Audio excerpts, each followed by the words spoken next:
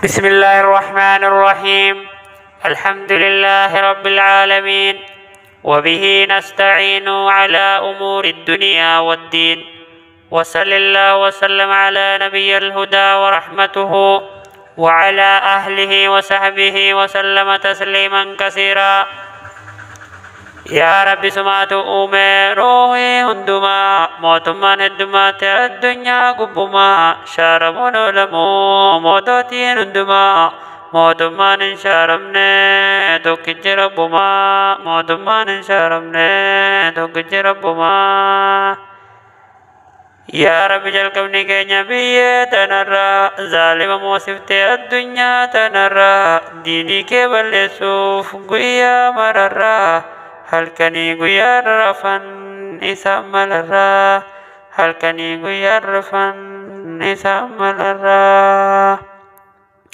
Shari'aan jabaatte diigan biyyoo hundarraa kan diingee jabeessu jibban namarraa dhugaan ol caaluun fedhan dararraa seelaa isaan qajeelchuu diinii barannaan kan wadiddaaf balleessuu fedhan lafarraa kan wadiddaaf balleessuu fedhan lafarraa.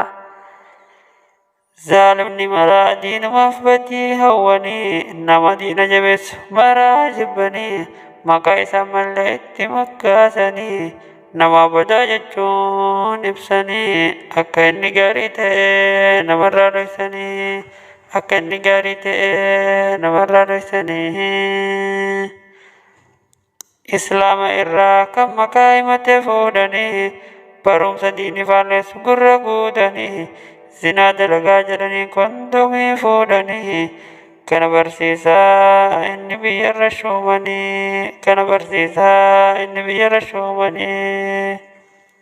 Rabbiin sodaatu inni birriin bitame Rabbiin sodaatu inni birriin bitame Rabbiin godhanii warra maallaqaan sobame ربي نقولني ورمان لك سبمي.